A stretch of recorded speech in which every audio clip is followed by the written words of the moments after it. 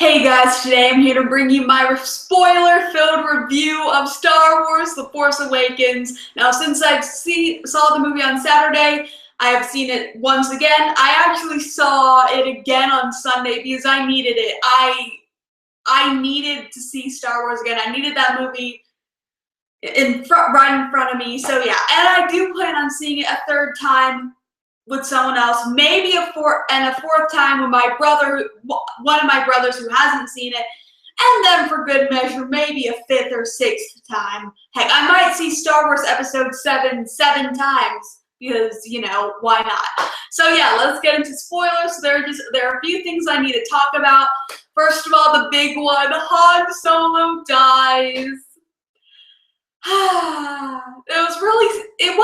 I wasn't like bawling, but it was like an emotional moment, and it's really sad that we're not going to see Han Solo again. And the fact that Kylo Ren, his son, killed him, wow, that was insane. Now, I have to say, first, with all the hype surrounding this movie, I actually did not keep up with like any Star Wars news at all, really. I mean, I watched a couple trailers, and I looked up who got cast in the role, like, you know, like I watched the casting video reactions. But other than that, I really stayed away from rumors and spoilers. I didn't need to know every single detail that they were going to give us. So yeah, I didn't even know about the theories that Kylo Ren was Han Solo's son and Princess Leia's, General Leia's son. But yeah, I was pretty shocked actually, since I didn't keep up with news. But yeah, Han Solo's dead, and then seeing Chewie react, that was so sad. Like, that was really sad. And then, you know, it felt like, since Leia has the Force within her, I think she could feel it, and I was really sad too for that. It's sad, but yeah.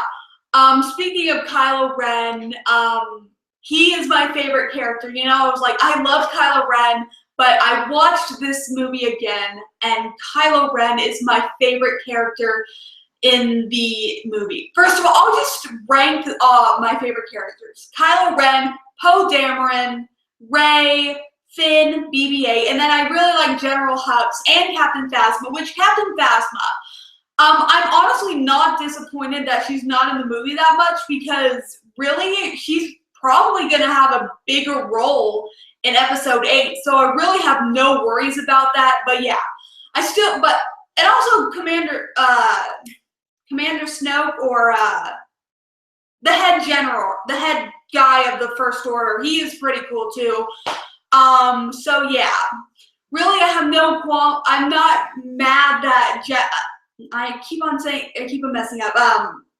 Captain Phasma was not really in this movie, since I think we're going to see a lot more of her.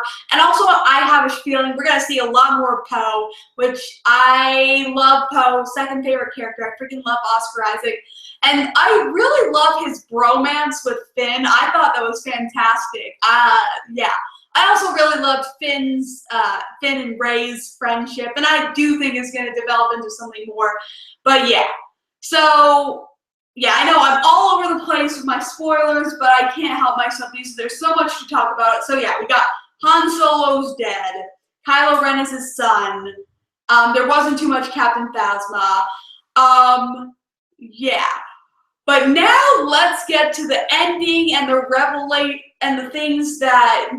let's get to the ending stuff. And first of all, there's an awesome lightsaber battle at the end between Kylo Ren and Rey. First off, it was between him and Finn. You know, everybody thought Finn was going to be a Jedi, but it turns out that Rey is going to be a Jedi. Like, the lightsaber, Luke's lightsaber, like, Kylo Ren was using the Force to, like, you know, get the lightsaber, but it went straight to Rey, and that was freaking awesome, and that fight was awesome, amazing. I loved it, so entertaining. Also, there was a really good interrogation scene between Rey and Kylo Ren, and that was great too. When she used the Force to get free from her restraints, that was pretty funny. And yeah, if I didn't say it enough in my review, I really love Rey. Even though I said she's my third favorite character, I still love her. I love her very much, and Daisy Ridley did a fantastic job, and I cannot wait to see more of Rey in episode 8. But yeah, and really, there was a certain point in this movie when Rey the lightsaber started calling to him, or when they stopped at Han Solo's friend's place, Maz something. I was like, oh my gosh, is she gonna be Luke's daughter? Just when the lightsaber called to her, that came in my mind, and I haven't read any of the Star Wars books, so this is just from what I've seen in the movie. I'm just like, if Luke is Rey's father, that is awesome, and I hope it is so. I mean, I know there are gonna be people out there, oh, I want there to be more to Rey than just her being Luke's daughter, and I'm thinking, that's perfect. That's perfect for me. Yeah, so I think Luke is Rey's father, which would be amazing. And now let's get to the very last scene. The last scene is when we finally see Luke. We get the map to find Luke Skywalker. Rey goes there with Chewie and R2-D2, and she sees Luke. And it's the very last scene. Luke and Rey they're looking at each other. Rey has his lightsaber, and she's, trying to give it to him. She's just holding it like this. And they're just staring at each other, and there's a shot around that, like a circling shot, or however you say it. It looked really cool, and yeah, and it ended right there. And the ending, I absolutely loved it. It was perfect. I know there are probably going to be some people complaining about it, because it didn't even matter how good this movie was going to be. Not everyone was going to be completely satisfied, but I was. But I want more, but I'm still satisfied with how it ended. It was perfect, and it makes me really excited for episode 8, and it honestly makes me even more excited for Rogue One, because Rogue One, I was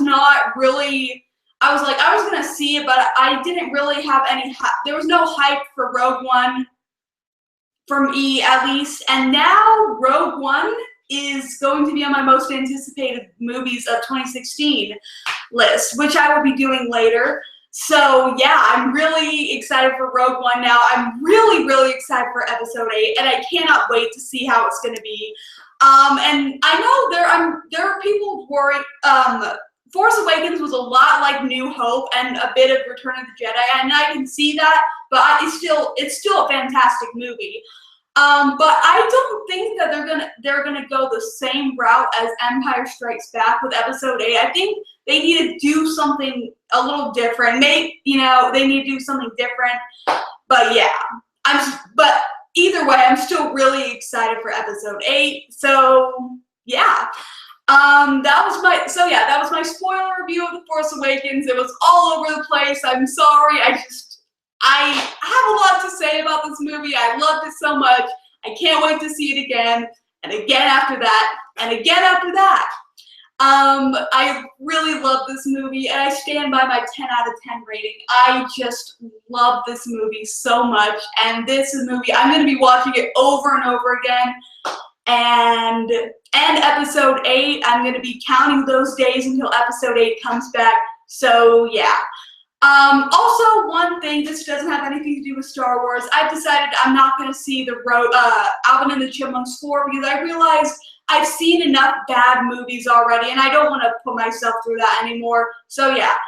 But I do have reviews. I will have a review of The Revenant coming up in the next couple days, because it's online, and so I'm going to watch that, and I'm going to watch Hateful Eight, and then Joy and Legend hopefully after that, and Danish Girl if I can. So yeah. Yeah, so those are my spoiler-filled thoughts of Star Wars The Force Awakens. It was just, once again, this movie was so good. I love it, and I cannot wait for episode 8 and Rogue One. So yeah, I will see you guys later. Bye.